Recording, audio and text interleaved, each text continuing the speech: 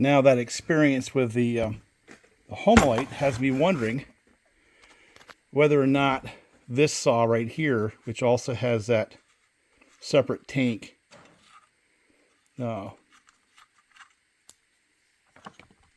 both the oil and the fuel, as the Homelite does. What are the chances the reason why this one does not oil is the same thing? Maybe the hose that goes.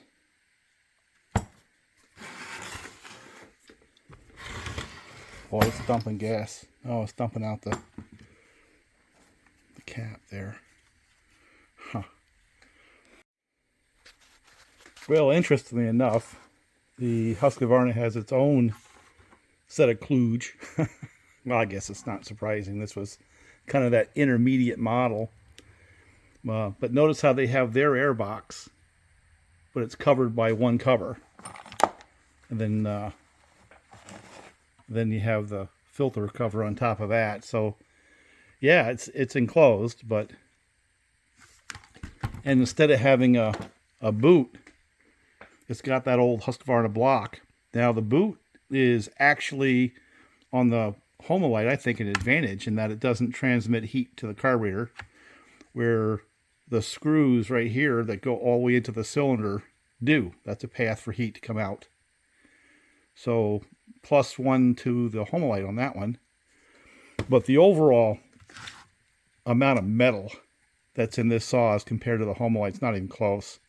It's got to be heavier. The Homelite has a lot of thin wall casting, and that's hard to do. And it's got a lot of it. Where the Husky is a big old block of aluminum right here. They both have 6, 2 sides, 3 on 2 sides, 6 screws that go into the anti-vibe. I'm kind of curious on that. And the cylinder screws on the Husky go into the case in a conventional way. I like that. And smaller clutch. Interesting. So I'm going to pop out those. Those are the 4mm that we all know and love. I'm going to have to blow it out a little bit with the air to get to them. And we'll see how hard it is to get the handle off.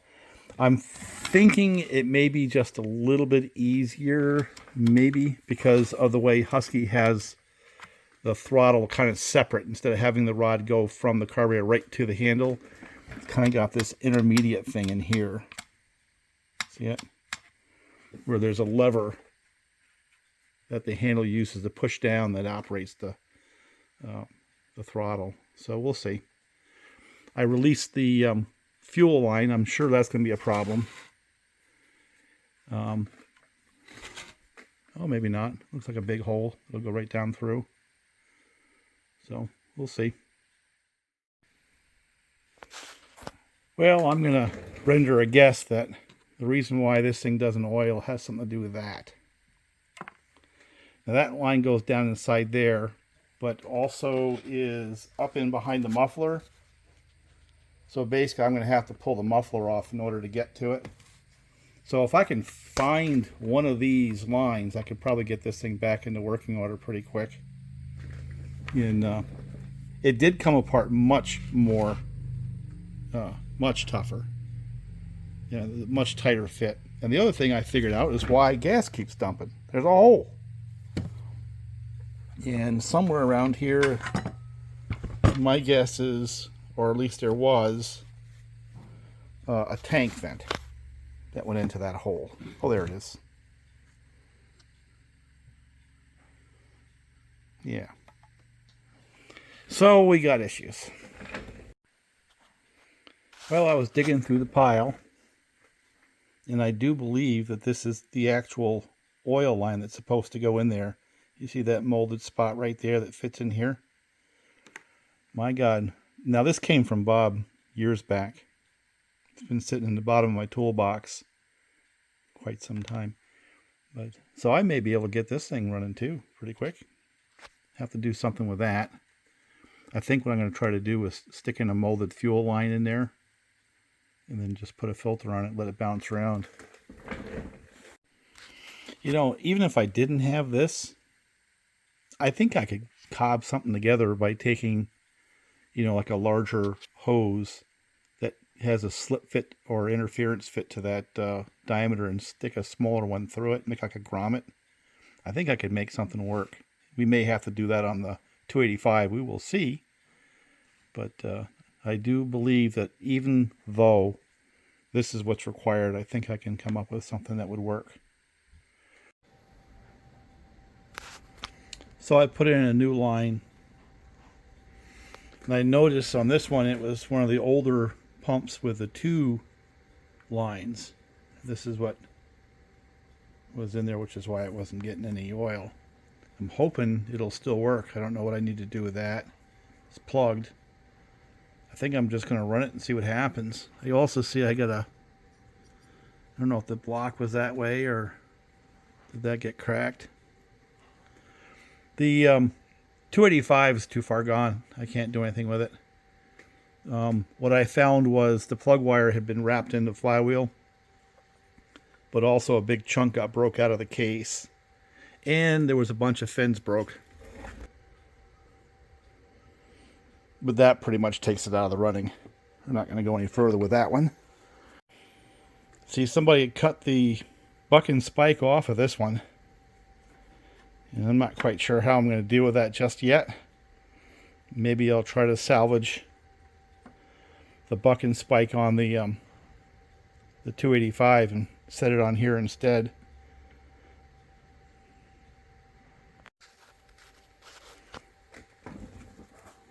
So interestingly enough, the 285 has kind of a similar spot, but that boss is closed, right? On the case, where that one there is just plugged. So we'll see if it works. And I moved the buck and spike over that was on the 285 over to the 298. But look at that piston in there. It's like brand new. Same with the 285. I mean, there's not even any blow-by past the ring. So I'm actually getting another top end for the 285, a 52 millimeter versus the 56. And I'm going to see if I can find another set of cases so I can put this one together. And this thing here looks to be a beast. So I guess what I'm going to do now is, see, I think I could have replaced the line by just pulling the muffler off instead of splitting the tank handle away. That would have been a whole lot easier. But you know, you don't learn by doing things like that. I'm going to set the muffler back on because I want to keep that piston nice and clean. And the other thing I'm going to get out of the 285 is the proper air filter.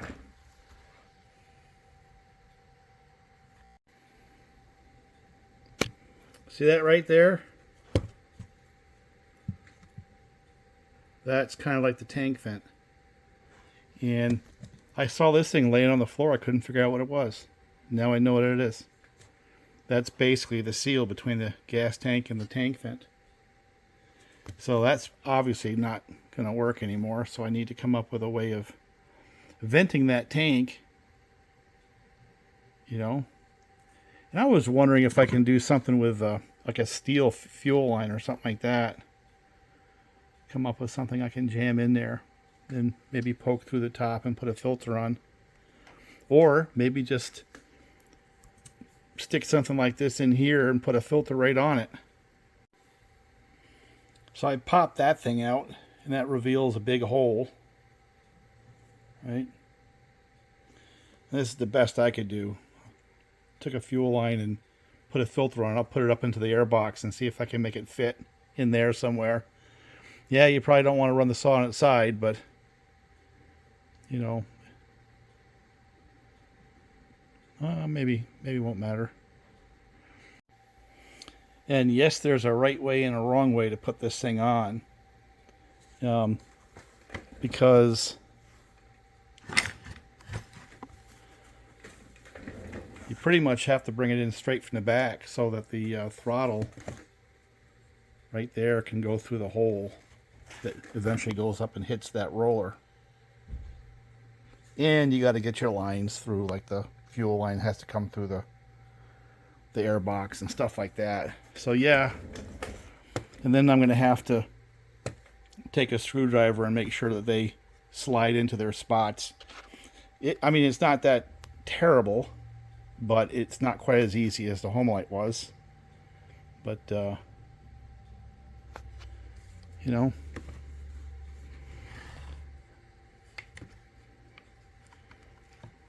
I'll do that and show you the results, and we'll have this saw essentially together. What that is. Yeah, and a little pushing and shoving, a little cussing and swearing, a little help with the screwdriver on that one was the one that got stuck first. That one didn't require much, and this one down here I had to help a little bit. Once I did that, it kind of, you know, worked its way on. Or I got my fuel line on. Throttle seems like it's going to work. Yep. So now I can run the anti-vibe screws in and pretty much assemble the rest of the saw. That's about it. There's nothing really else. It's too hard. It's pretty block and tackle. And of course the other thing I have to do is pull off the old line and slide the new one on, put the clamp on there. And then hopefully we have a saw that both runs and pumps. Wouldn't that be cool? Get the dirt out of there.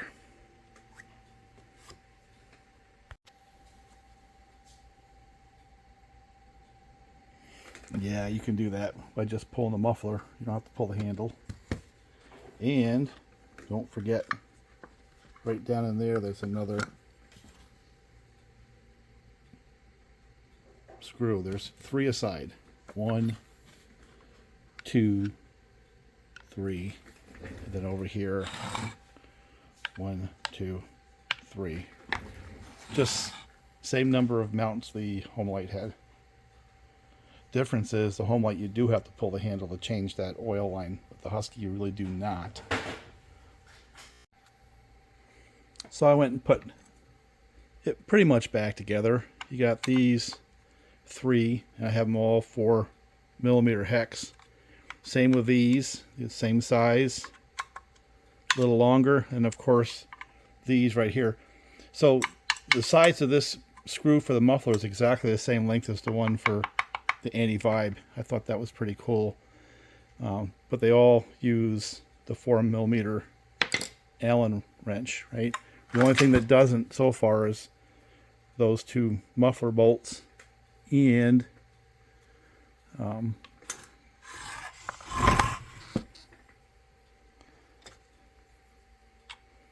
the chain. And look at that, even the carburetor. Just one Allen wrench, you can pretty much take apart the whole darn saw. So it, for the most part, is together. And we'll have to test it. This is very critical, by the way. One of the things that had happened on the 285 was the plug wire got down into the flywheel. There's really no baffle. It's right there. See what I'm saying? Now they have a little strap that holds it where the 285 did not. Interesting. So I think I'm at the point here where I can put the top cover on. And I've dinged my hip again, so I'm not sure I'm going to try to start it today. I got to go in and make sure I didn't destroy things like I did last time, end up having to get it replaced. None of your problem, it's mine, but maybe I'll give it an attempt because I'm really curious to see it run. I want to see if it oils. So it's complete. The only thing wrong with this saw is one of the cover screws is snapped off. I have to drill it out and probably helicoil it. Other than that, it's pretty good shape, you know, for what it is. It's all there. Could use some paint. You know, runs beautifully. The top end's in great shape. Obviously the seals are good and all that because it idles so nice, right? You know what my problem is with this saw? I just can't run it because I can't start it. I may do it for video, but then I'll have to drain it out and dry it out as best I can. And I don't know, maybe move it along. A younger version of me would have a lot of fun with a saw like that. At this point in my life, you know, the 80cc, 85cc class is big enough. Like a 585 works beautifully for me, you know, for a big saw. I don't need more than that. For that matter, it's hard for me to pull them over. So.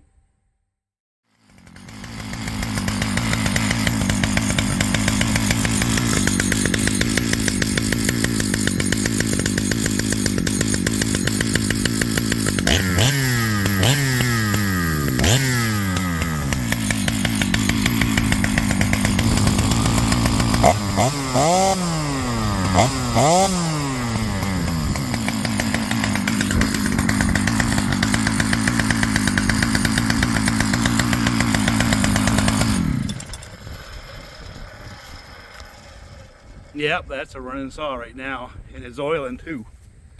So, yeah, quite well. We have a functional 298 now. Now it started on 3 pulls, but I had to use my starting device. And I don't know, I'll see if I'm ambitious enough to bring it up and run it a little bit today. Put the air filter on it and the cover on it and tune a little bit. And that'll be the saw redemption for the 298 video. So let's talk saws for just a minute here.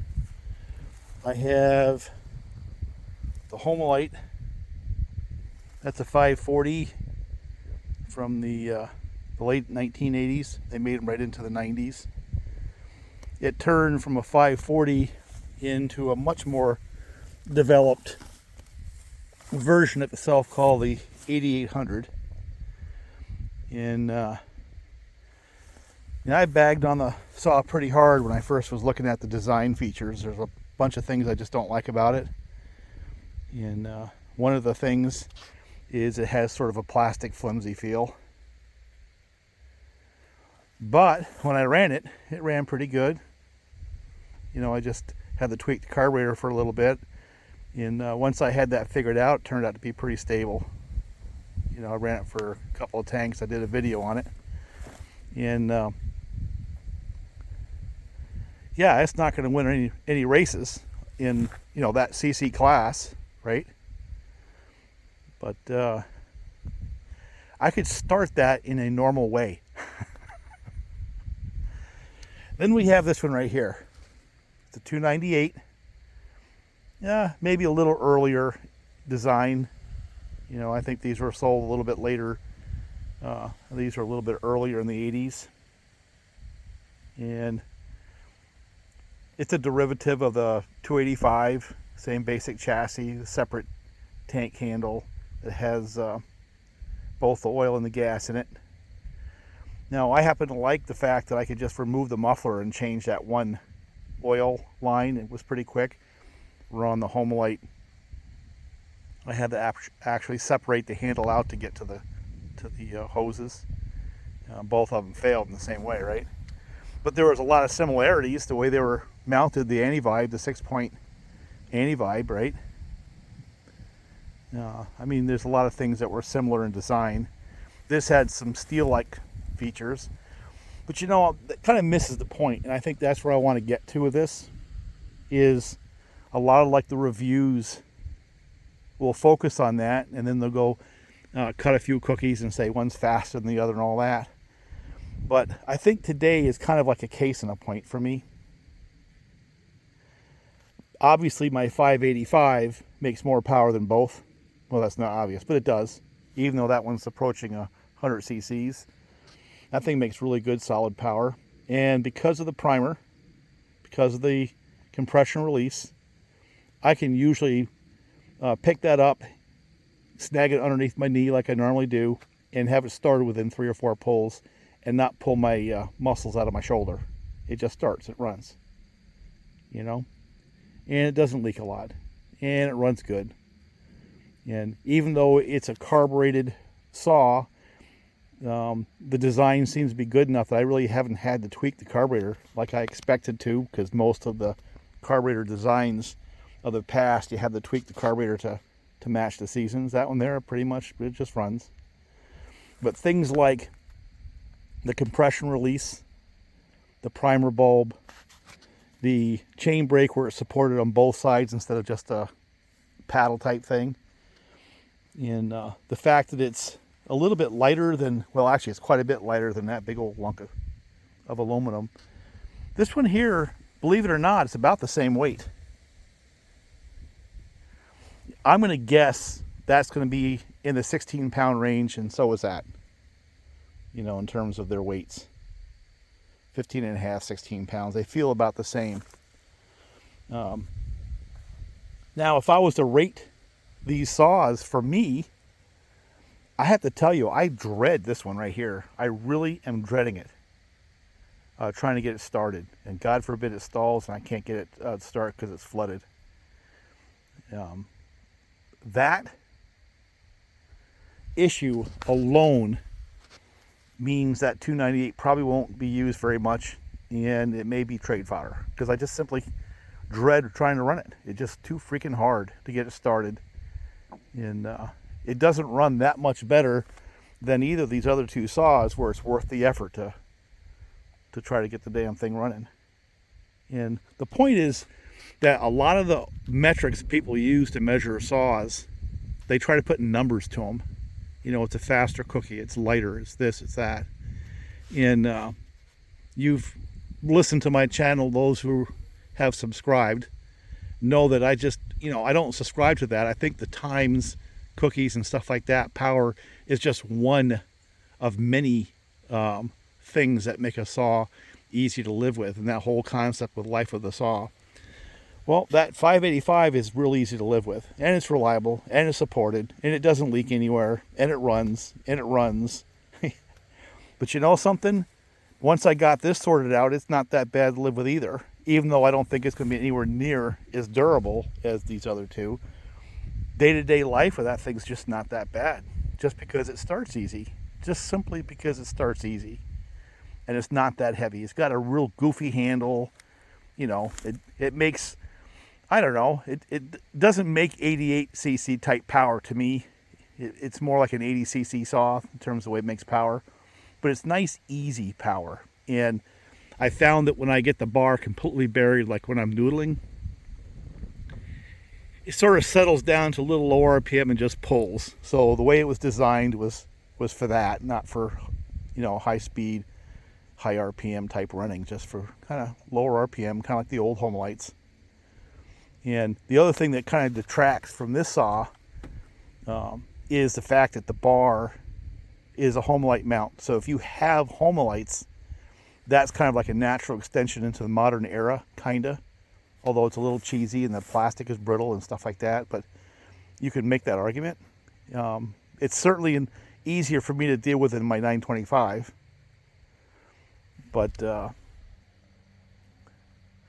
this here, in most people's metrics, is going to have it all over. Actually, probably both these saws. It'll probably cut cookies as fast, if not faster, than this one with the right sprocket. But the combination of it's a little more weight. But man, is it hard to start. That just trumps everything. You know, just everything. And that, of course, is, I love that saw. And I don't dread starting it. I don't dread running it. For that matter, I enjoy it. So that whole life of the saw thing, I think it's really under reported on or talked about. And it's everything from how hard it is to start to how much fuel it uses, how easy it is to change the bar and chain, stuff like that. That one there, even though it has an outboard clutch, has got so much room around it, it's pretty easy to change that bar and chain. This one here, typical Husky, that clutch is a lot closer in, there's a lot less room. So that would be the worst saw to live with of this group right here, by a long margin for me. Of course, that's the best. But that one's not as bad as I thought. Effectively, this one here is empty.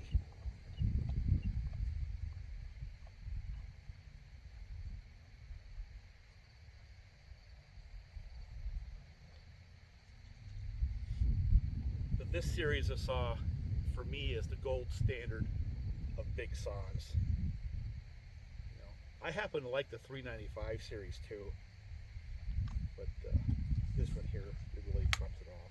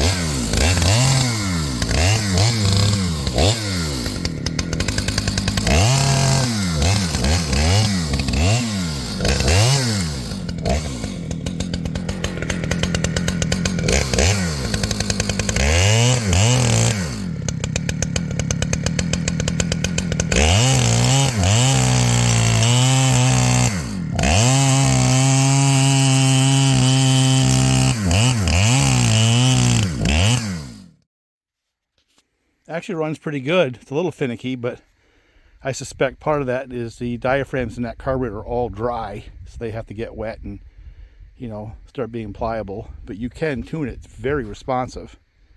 So the jetting and all that's fine. Compression's fine. Spark is fine. And the more I ran it, the better it got. But this is the epitome of too much of everything. If you're looking for raw horsepower, it's got horsepower. That's what it does. But it's also got weight and compression.